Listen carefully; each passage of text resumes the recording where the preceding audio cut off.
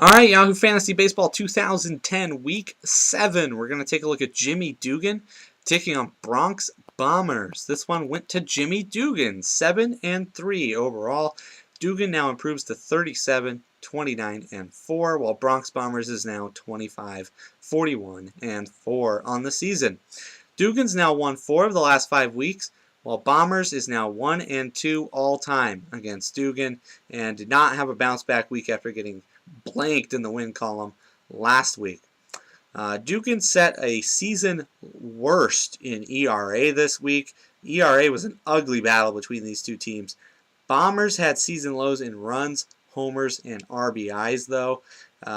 Taking a look at a further breakdown of this one, Dugan took 4 out of 5 on offense, lost the average category, but none of the battles were really close either. Pitching though, 3-2 to Dugan. 3-2 in favor of Dugan. Dugan lost saves and ERA, but picked up the other 3 categories. ERA was just a nasty battle. We'll talk about that when we get to the pitching. But at the plate, Dugan got homers from 6 different players. That's great production with the long ball. Got Jimmy Rollins back this week and lost him to the DL again. So Rollins was back and then back on the DL. Tough week for that guy. Jose Bautista hit 4 homers, had 9 RBIs. The home run machine out of the Toronto Blue Jays lineup has definitely produced since being picked up off waivers. B.J. Upton had 5 stolen bases this week, but he only hit 154 for the week. Ty Wigginton, 7 RBIs this week for Baltimore for Jimmy Dugan's team, but he only hit 194 for the week. So definitely some struggles at the plate as far as the average categories go. For Bronx Bombers, DL spot. A starting spot covered by a DL player, that's always going to hurt.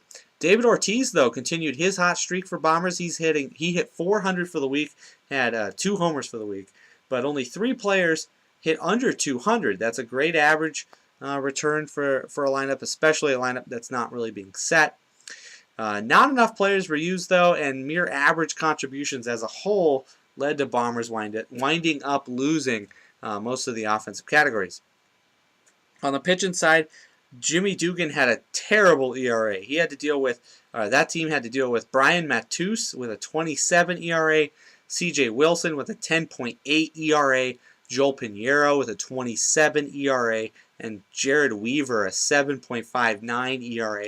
None of those guys picked up wins for the week, so that production's just brutal. Carlos Silva was the bright spot of that pitching staff, though. 2 wins, only had 5 Ks though. But the wins are always nice to pick up and hard to come by. 4 pitchers, though, had at least 9 Ks, so that's good, too. And Brian Fuentes back on track for Jimmy Dugan, picked up 2 saves, had a 3 ERA for the week. And also the team said goodbye to Brad Lidge, picked up Jose Contreras for the Phils, trying to see if maybe the saves category could be a little bit more balanced. Bronx Bombers picked up, or has, I should say, Ben Sheets. Ben Sheets is probably the best pitcher on the Bombers staff this week. 13 Ks, no wins, and a 2.84 ERA. Was the only pitcher on the Bombers staff to have an ERA under 3. Jonathan Broxton carried the saves category for Bronx Bombers, picked up 3 saves on his own. Kevin Gregg added an additional save, but he really struggled this week. Tough week for Kevin Gregg. Also, J.A. Happ still in the lineup for Bronx Bombers. Happ is on the DL, so that's something Bombers definitely gets hurt by, leaving a DL player in that slot. Looking at next week, though, Jimmy Dugan now sits 6th in the standings. Would make postseason play if it started today. 7.5 games out of first, taking on Woodallas, who's developed into somewhat of a rival after having so much success against Dugan last season. Be interesting to see how that matchup turns out. And then Bronx Bombers now 15th out of 16 teams. A game and a half out of 12th, though, so still in touch with postseason play. Definitely wants to keep trying. Taking on the Androids. That's the 12th place team in the league right now. And Bombers was unable to get a win in 2 matchups against Androids last season. So that should be a great matchup between 2 teams who are really fighting to get in touch with some of the mid-pack players in the league. That's that for that. And that's that for that. We'll see you guys week 8 for Tucson Toros.